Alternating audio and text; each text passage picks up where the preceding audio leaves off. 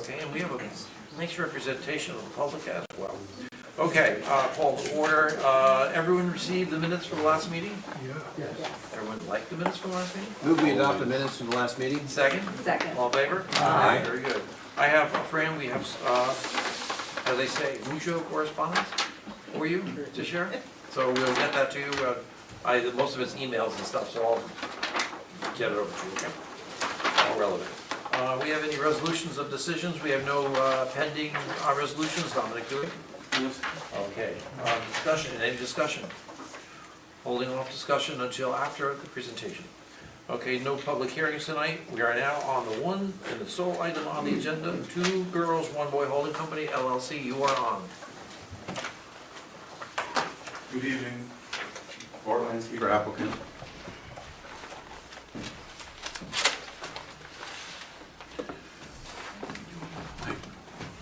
Since we were here last, we have made some improvements to the plan. I believe we followed the advice and recommendations of this board. Namely, we reduced the parking, we increased the parking by 17 spots, and we reduced the seating by 20. So we went from 138 to 118 for seats in the restaurant, and we went up from 53 to 70 for parking spots. We had our traffic and parking consultant review it and provide a report to your consultant, Dr. Greeley, who, from my reading of his letter, largely agrees with the recommendations and the analysis done by Mr. Garofolo. And there is next to no traffic impact and a minor parking impact on Saturdays. And I think we are largely in line with our conditional approval. So the math is, we had a 30% waiver previously, and we're asking for a 32 or 33% waiver at this point in time for parking.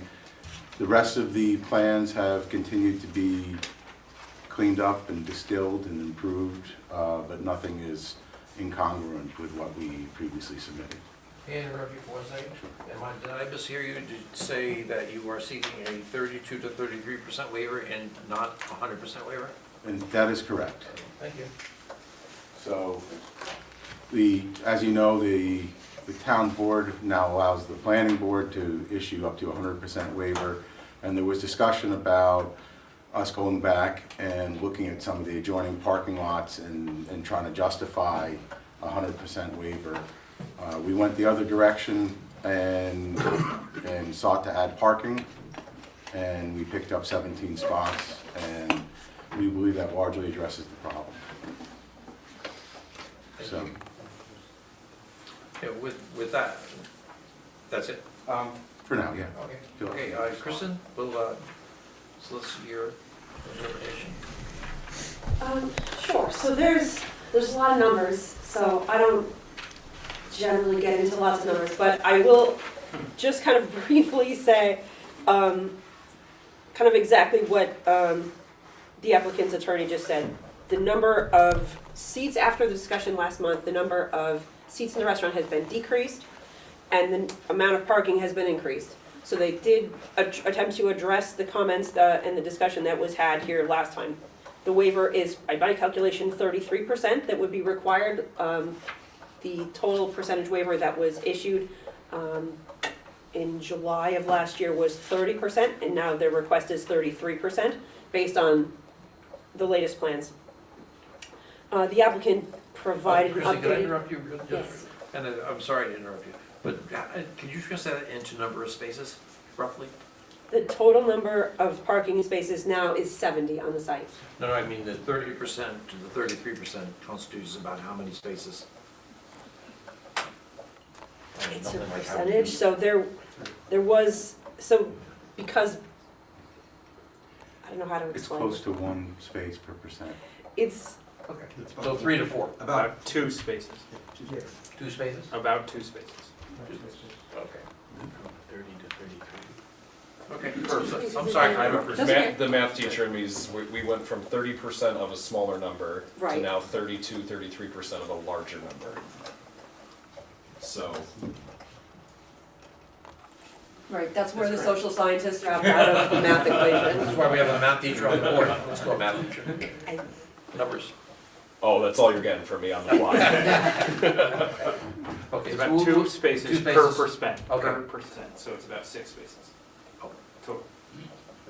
I think we need the answer to that question. That's question number one. Let's get a number. If we can. Go ahead. I'm sorry, Kristen, can you? That's okay. I'm happy to defer math down the table. 3% of one. Anyway, so, Well, you have the 3%, that's one parking spot. We approved a 30% waiver on approximately 80 would be my guess. I'm using rough numbers here. And now we're asking for a 33% waiver on 100 and something. 103. So, 103. George is an engineer, he'll do the math. So the original waiver would have been roughly 24. now we're seeing. Now they're seeking 32, 33 spaces. One, Sounds- you know, just over. sounds like 9 It's, additional spaces. no, it's just over, Just over what? it's just over one. So the total, the 100%. total number of parking spots we're providing is 70. Right. And the total parking requirement is either 102 or 103. So it's a 32 or 33%, but it's 1% per spot. So it's, So your original application was a waiver of 30% of 80 spaces. Yeah. Is what my recollection is, and that's John's recollection as well. That would have been a 24-space waiver. yep, So we're going from 24 to 33, so it's roughly 9 spaces beyond the previously granted but, waiver. That's what I come up with. I mean, That's if somebody's got different math. no, that's kind of one way to look at it. The other, but if you're talking about the total, page 2, this is a different. if you're not referring to the earlier application, you're just referring to this one, it's 1%. So if we are at 30%, we would only need 3 more spots. Okay, well, let's hold, I'll put that one on this shelf right here, and Kristen will allow you to continue. Okay. So the applicant prepared a parking utilization study that is, they updated the parking study that was prepared earlier. Essentially, the parking study concludes that the on-site demand, or the hotel parking demand does exceed the allotment of the spaces on the site on Friday and Saturday evenings, but the study essentially concludes that during those times, there's parking available on the street, on Main Street, because many of the businesses are closed. Many of the other businesses in the area are closed. Excuse me, but if the parking spaces are available, a waiver need not be granted, correct? I don't think that's the case. Okay. We're talking about off-site, Correct. Okay. so that would either be parking that's available either somewhere else, like off-street, or on-street parking. Yeah, the metered spaces.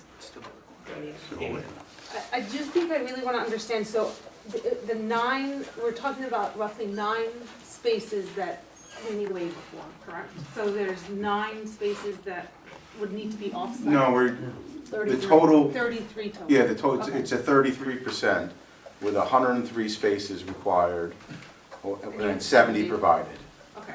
So we were So getting into 33 the, spaces. that's why I was saying it's 1% per space. You're already creating 17 additional spaces. We went from 53 to 70. Right. Oh, that 70 includes. Yeah, 70 includes those, but we are That's why I was confused. roughly congruent with the last approval That is, yeah, that's, yeah, I'm sorry. in percentage. Okay. And it's actually, in terms of usage, it's better because the additional spots. Okay, Kristen, I'm sorry for constantly interrupting you. This is a math issue. No, it was. I've got a math teacher here and he can't explain it to me. It was, I mean, it's gotta an be important complicated. point, and I think that everyone should be sure to understand it. And there's a lot of numbers, so it's difficult to break down.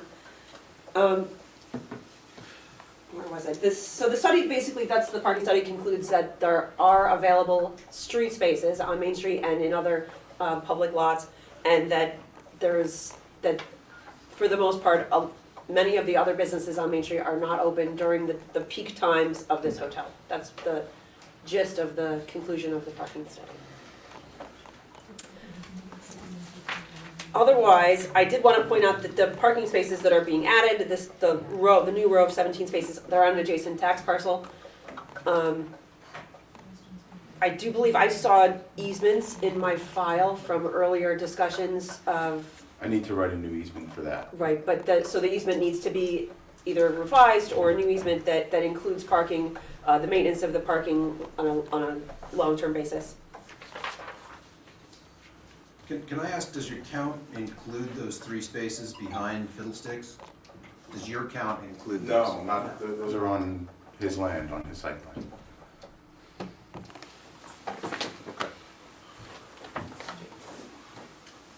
Now, would you like to go into the traffic study and I switch think- over to Dr. Phil? Or Yes, would you like to provide- go into special permit? It's a totally different topic. Let's stick on this topic for Okay. now, and we'll go to Dr. Greeley for his comments.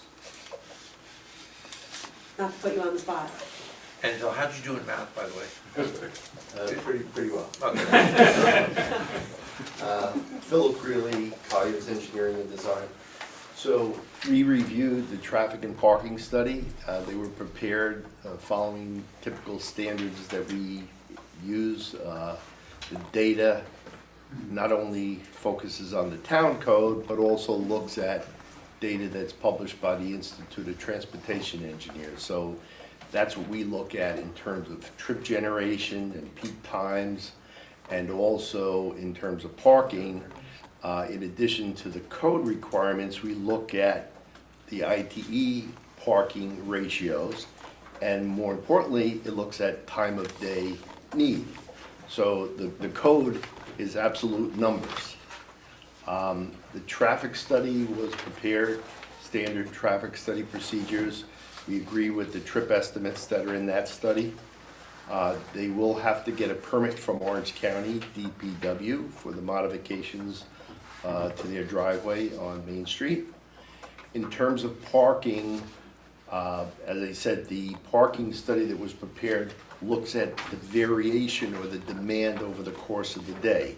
And there's a database that shows what your typical demand would be, and the peak times are evening, especially Friday and Saturday evenings, where the hotel peaks out and the restaurant would peak out. So that's what we look at, not only the code requirement of 103 spaces, but when does that occur and what is that peak? So they're, based on their plan, there's a shortfall of 33 spaces compared to the code. It turns out that it's generally consistent with when that peaking occurs. So the code and the ITE data, including the time of day data, drive. And that's important it's not always the case. We have certain recommendations. They've increased the parking from their original plan, but we feel it's important that while there are spaces on the street, some of the distance to get to some of the available spaces are significant. And we recommend that if the board approves the project, that one of the conditions would be valet parking. And it's typical when you have a restaurant that may peak at certain times. And that would, 2 things would happen. That would allow them to get more spaces on site. So instead of 70 spaces, they may be able to get 77, 78 spaces. I didn't look at the exact layout, but the valet spaces could get more people parked on the site in that period of peak demand.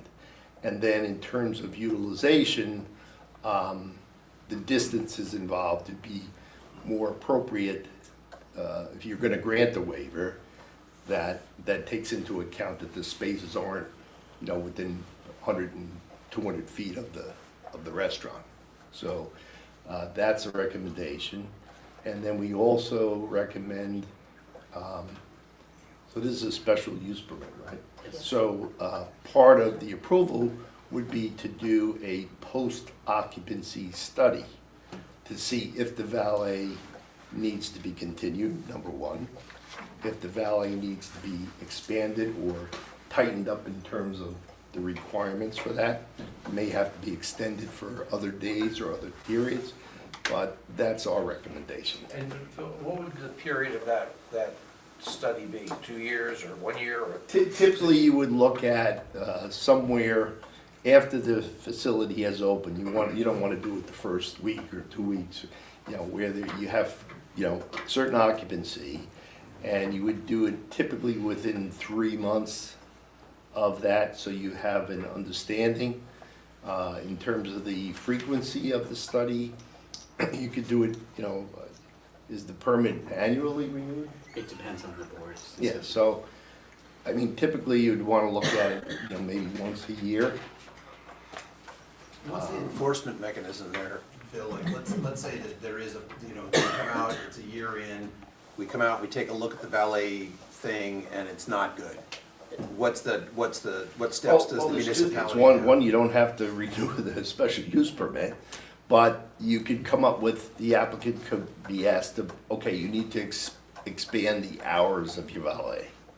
Or if the valet wasn't working in terms of that peak condition, you need to find, or you have to have more valet people involved to make sure that it works. So, And that would be at the discretion of the build, I mean, because I'm wondering, like, okay, in the very unlikely event that an operator and the town would disagree about whether additional resources are necessary, if that were to happen, what's the mechanism for saying, yeah, this is, they've gotta expand the hours, or, I guess I'm wondering about well, that.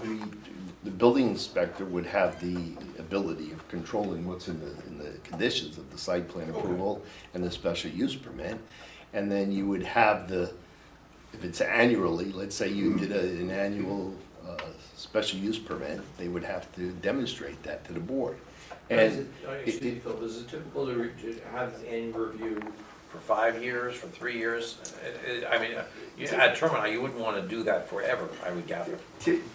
my experience has been that within the first couple of years of operation, you would have an understanding of how it's functioning, okay? Now, if there was a change in the operator of either the restaurant or the hotel, that may be another condition you want to put in there, that then they would have to go look at it again. If it's the same hotel and it's the same restaurant, once you get through the first couple of years, you're gonna know what the scenario is. But if you came in with a different type of restaurant, a different operator, or a different, not so much the hotel, but really the restaurant, then I think you would want to have that as a condition where you would have another look back at what's Have you happening. discussed this already? Have we No. discussed? Yes.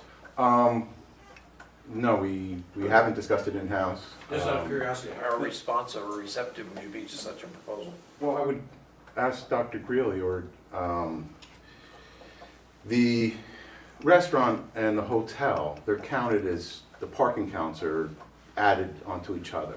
And there's no, There's no credit. In the study that was done, you assume, now there's two things. The code has a requirement for each use. In terms of when the two uses peak, become important. So for example, let's say I had an office and a restaurant. Well, the office peak is gonna be done by 5 o'clock in the afternoon, 5:30.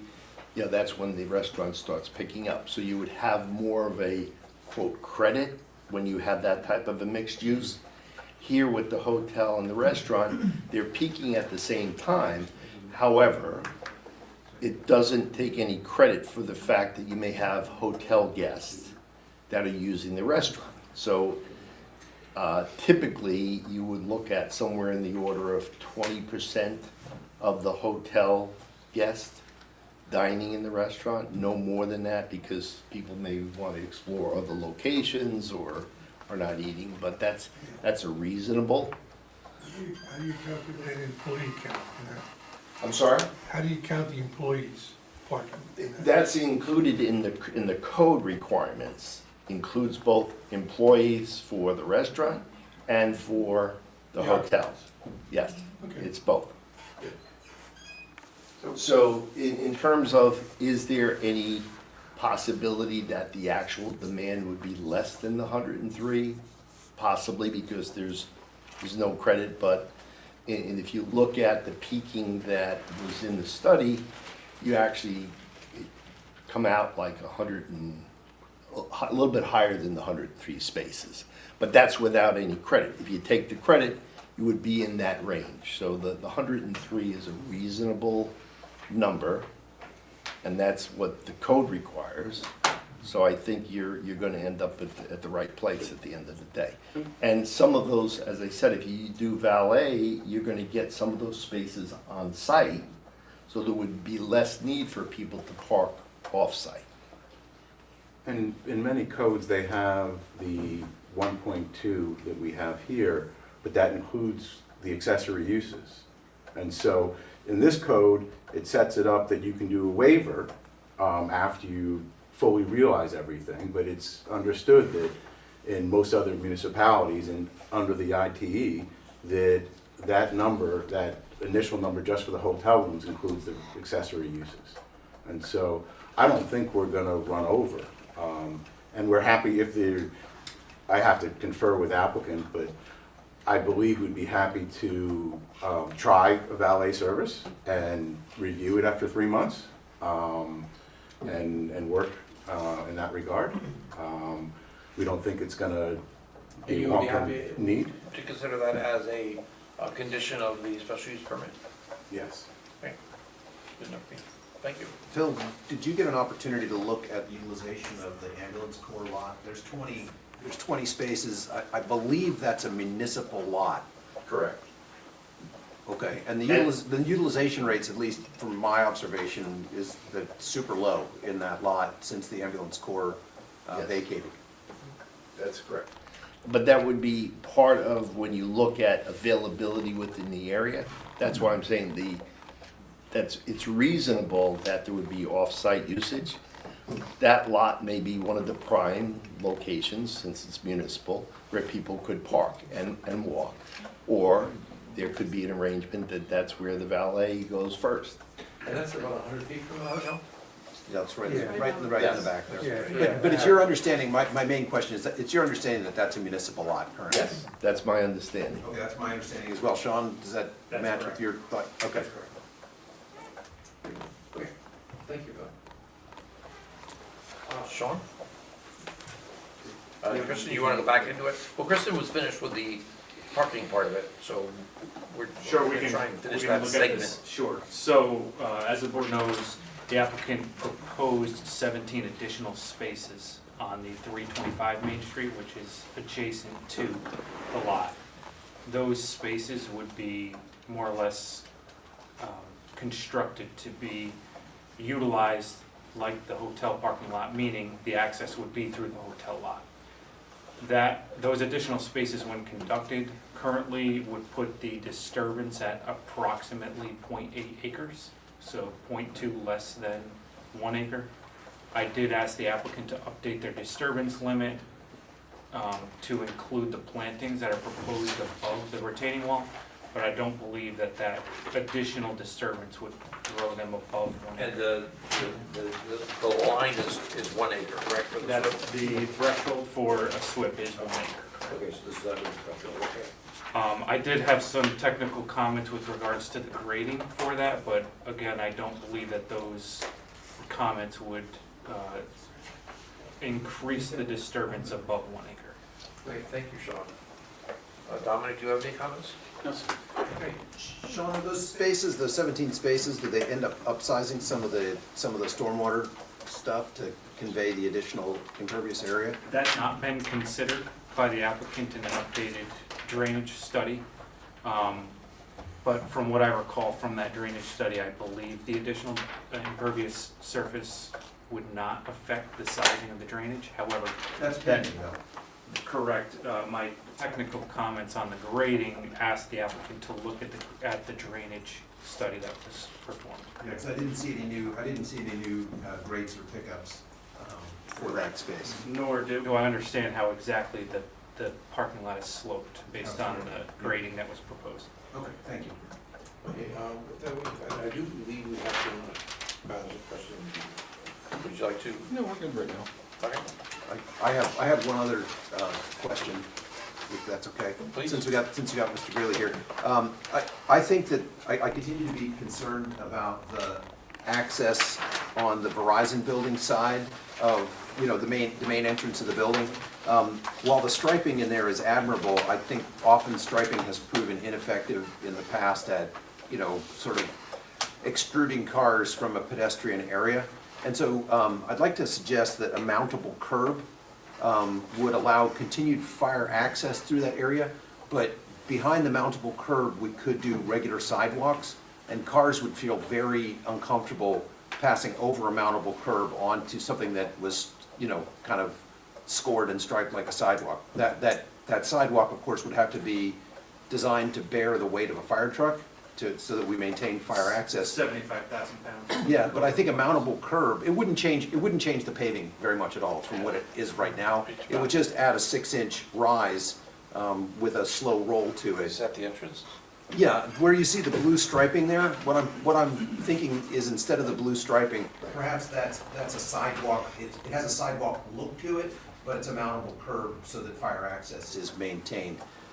Especially because there's that swing door further in.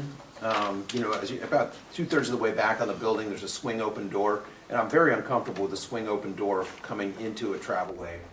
even if that travelway is striped. Because the stripes don't really prevent cars from coming in there, and if somebody's coming out that door, they're swinging into the travelway. If even a mirror clips that door, it could severely injure somebody who was trying to use that door. So I'm gonna ask Phil, you know, what your thoughts are on, like, using a mountable curb instead there. I know I'm putting you on the spot here, but. It's very reasonable. I think you'd have to check with the fire department if they're okay with that. But from a design standpoint, the proper mountable curb would allow the fire vehicle to pass, but it would provide some separation for anybody that comes out of that door. And it would define the travel way for a standard passenger car. And I think it'd make the front end of the hotel, that entrance, look like an actual entrance a lot more than what's currently proposed. And I know that fire access along that side is part of what's preventing pushing out a more traditional entrance at that sliding door. I think a mountable curb could fix a lot of that trouble, so. I think it's a good recommendation. We hadn't thought of that, frankly. No, We were, this came up tonight in discussions, so. we were concerned, we had heard your concern, and we had spent a fair amount of time talking about it, about doing bollards, about doing different things, and we all got stuck with the fire access. So if that's okay with fire, we're happy to, we think it'll give us a good presentation, and we're happy to do it. Yeah, I think it'll look a lot better coming in and out of there and be much safer for the occupants. Good suggestion. Thank you. It sounds, I'm fine with that idea. Good, see? Okay, with that, Steve, do you have any comments? No. John? Are there currently trees in that separate tax lot where the proposed parking is? Because would that invoke the new tree ordinance? There's next to no trees in that spot. It looks like there's a. It looks like there's a there's tree line. tree lines. On here, it shows some kind of tree line, but there, I can tell you that there was some clearing done some time ago, a year or so ago, and there's no trees over there. Where the disturbance is proposed, there's no trees. Yeah, it's pretty clear. We were, Okay. We The were plans out just there. show existing tree line. Understood, I think the survey outdates the current condition. Okay. And then is there any, I noticed that disturbance lines don't include anything on Purdy's Lane. So is there no plan to disturb any part of Purdy's Lane? we're planning to disturb as little as possible. Right, so, Because we're trying, you know, we have to keep through traffic, and so, yeah, we are not, to the extent we can avoid disturbing it, that's the idea. so should that be included in the disturbance? After trucks come through, bringing everything in, there's no plan to repave it or upgrade it? We didn't have a plan to upgrade that. Renovation or repaving, I don't think counts as disturbance. If they're gonna mill and place new asphalt, that should not be counted because it would not leave disturbed soil. There would be asphalt left. But it's only if they're changing the width, then that changes. If it disturbs soil, We're disturbing both sides of it, If not the, and we're just gonna leave a strip of undisturbed Purdy's Lane? yeah. Okay, I think in action, I'm a little confused by that of where the lines are drawn of we're disturbing this part, we're gonna skip. Because there's grading done on either side, we're Okay. gonna meet the existing grade on the extent within Purdy's. Okay. That's all right now. Good, thank you. Very good. I do have a few questions. In regard to the municipal lot, the municipal lot, of course, is for all businesses, and I know people who do park there to use Main Street. So my question is, on Purdy's Lane, I'll follow up on that, I do have the map right there, where would it be clearly marked that there would be a walkway for the public to be able to get from the municipal lot onto Purdy's Lane to Main Street? Is there something that's I don't have any. marked I don't for have anything pedestrians to that that would be using that lot, not just hotel, it's not just designated for hotel, but how, are they just, are I- pedestrians to get to Main Street just Is that a walking? public thoroughfare? Purdy's. Now we're just walking down Purdy's, right? So that's why I'm asking that, or Yeah, is yeah. there a safety feature that it would be delineated that people would be walking to be able to, through that property to be able to get there? I do not have a safety feature for that. The time I've spent on this property, I have never seen anyone park back there. And I understand that it's gonna change, right? This whole area is gonna change.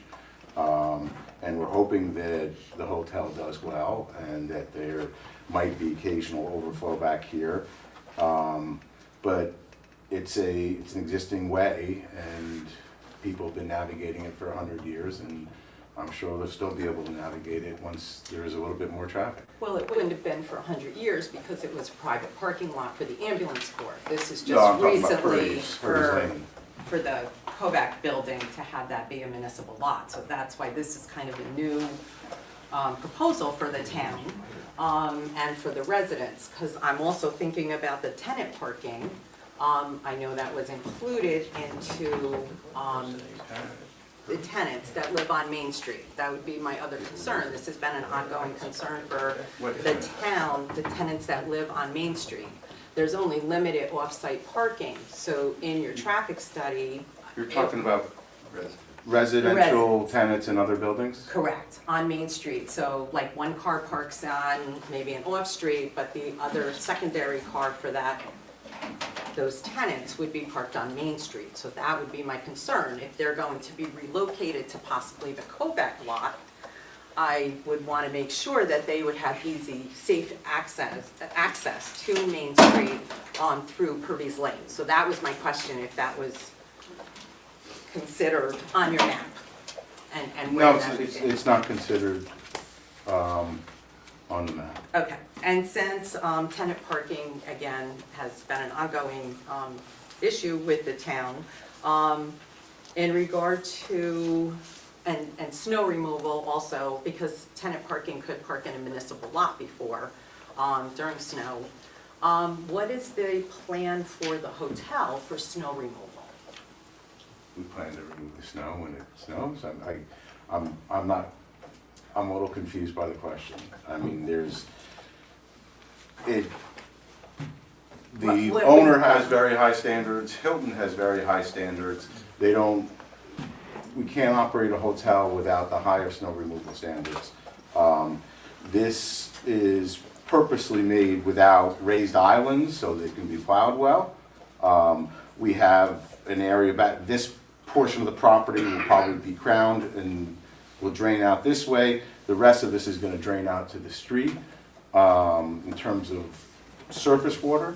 Well, I think also for parking spaces, so that's why I was wondering, I know it's something that's addressed on Main Street that is currently, there is a plan in effect as to snow removal on Main Street, so I was curious as to what your plan would be for that lot. We plan to remove the snow. I don't know what. Are you just plowing it? That's why I'm wondering, are you actually removing it? Currently, the town of Cornwall, we pay overtime to our highway department, and they come in and they remove the snow for parking. Depends on how much So that's snow why I there was is. just curious I mean, as to, do you have a plan? I'm there's- just asking if you have a plan. If It's general maintenance. There is no specific plan for anything more attenuated here. There is no site conditions which suggest anything more attenuated. If you have a few inches of snow, there's plenty of spots to push here. We have an area back here to leave snow. We have enough space over here to leave snow. If we get a foot of snow, then we're gonna have to take some off site, just like everybody else. And my last question would be in regard to the town. The town has community events. So do you have a plan to be able to have access and parking when the town does close Main Street and we do hold our events?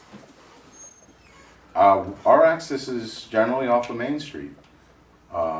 So. Right, so multiple times a year in the town of Cornwall, Main Street's closed. So I was just curious if you had a plan for that, to be able to access your parking. Where would your guests be parking? We will be happy to work with the Department of Highways, and when Main Street gets closed down, I'm sure we'll figure out a way for Purdy's and an emergency exit as needed, and we're happy to work with the town. I think the community events are great, and I think this was a nice focal point for community events.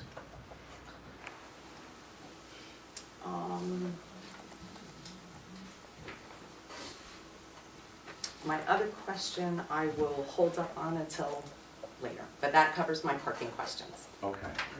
Amy? No. Bill? I know. Okay. With that, are there questions that would require a closed session, John, or are you still? Yeah. Make a motion? Yeah, I'd like to move into executive session. Not executive session. It should be referenced as a Closed closed session session. for consultation with counsel and the board's consultant. Second? Second. All in favor? Aye. Okay, in deference to the crowd, we will move upstairs. Great.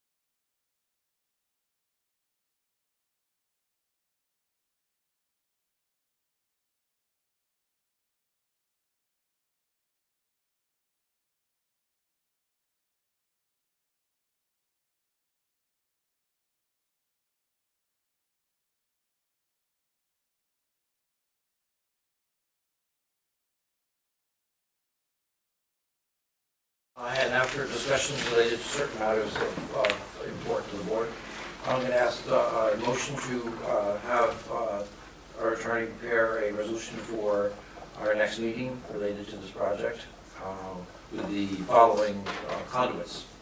One, incorporating Dr. Greeley's comments tonight and discussion of the easements. And Donna, do you want to clarify that easement question? Yes, so on both of those, Dr. Greeley has made some recommendations to the board as conditions of approval for the special permit for the hotel and restaurant, that valet parking would be utilized. We can get additional information on the frequency as to the language as to how that would work in terms of Dr. Greeley's recommendation, and the board can consider that at your next month's meeting. He also recommended that a post-opening traffic study be prepared to evaluate the efficacy of valet parking and parking in general once the hotel is open. And once again, we'll have a recommendation for you to consider at your next month's meeting as to how the timing and frequency of that would work, as well as the parameters that the board could require additional mitigation measures, for instance, or adjustments to the efforts in regards to parking at that time.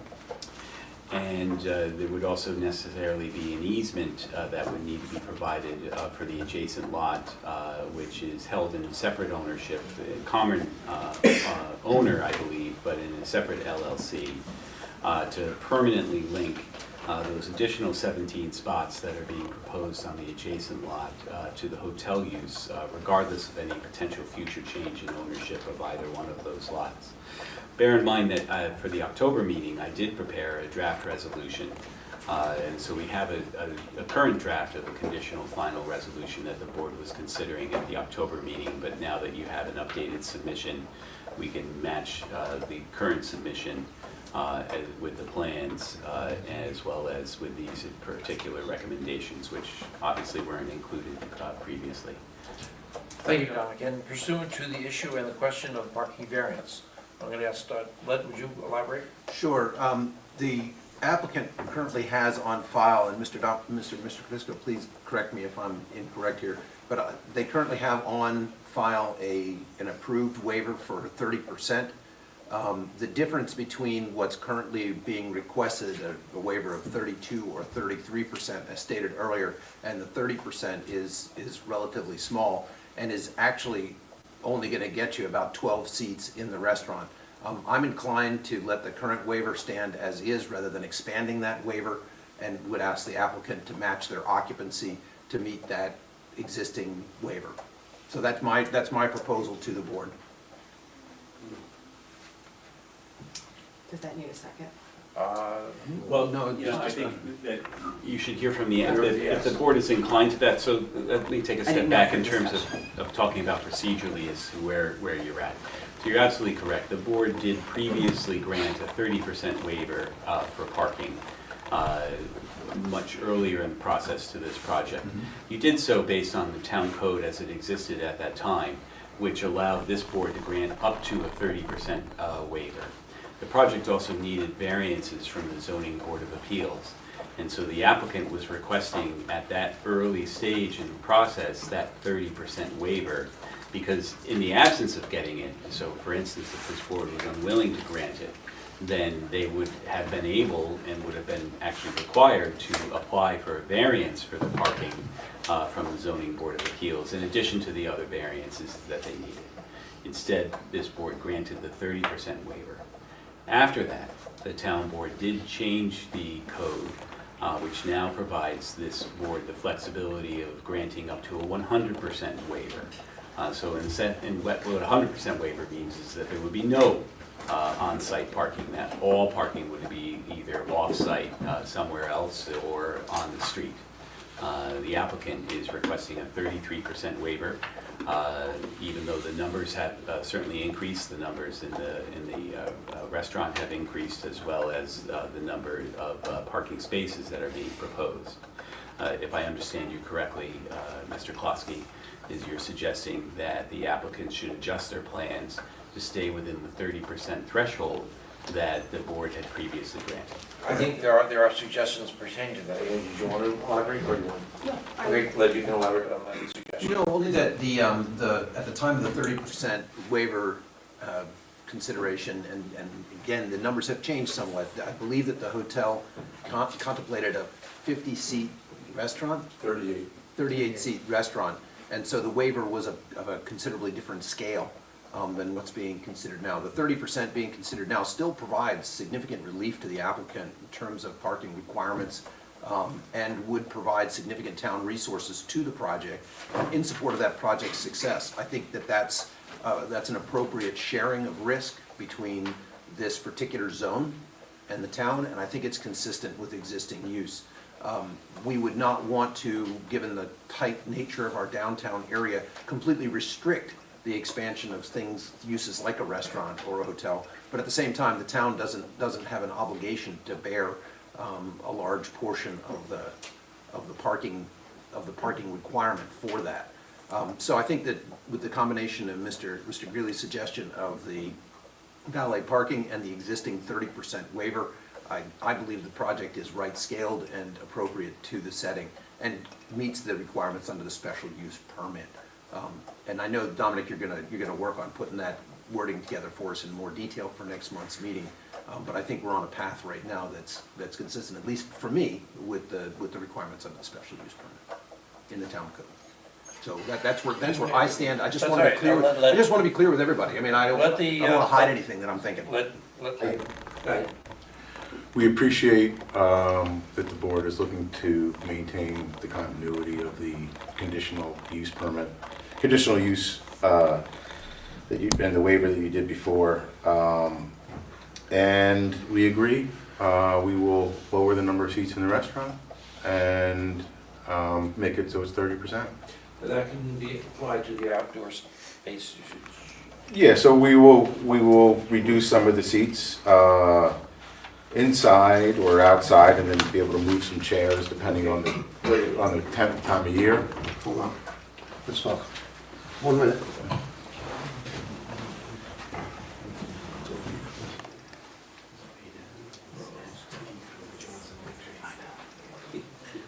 Yes, one of the most important things is you get the yes. Dominic, do you have any, you don't have any difficulty preparing that resolution, do you? No. Assuming.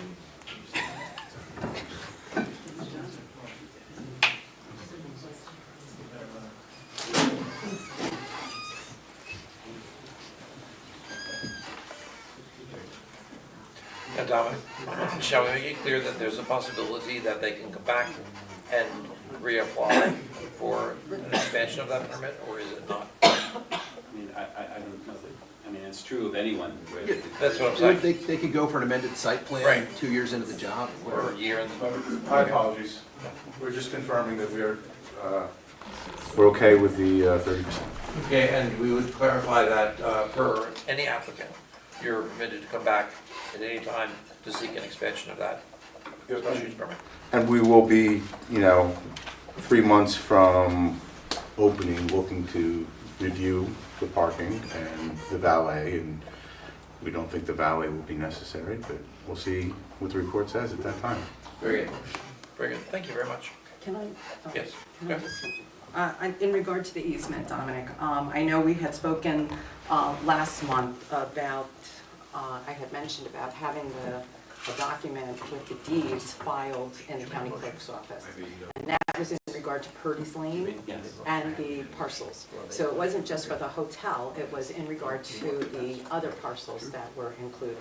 So I still am looking for that to become a part of the deed for current owners and of course for future owners. What if one of the residents' properties change place, then I would want that to include, any access, any maintenance, any future improvements that might take place in that area. So that would be something that I still am requesting Yeah. to have made, not just an easement that's on file, I mean, to really have it be part of the deed to make sure that it runs smoothly for any of those items. Understood.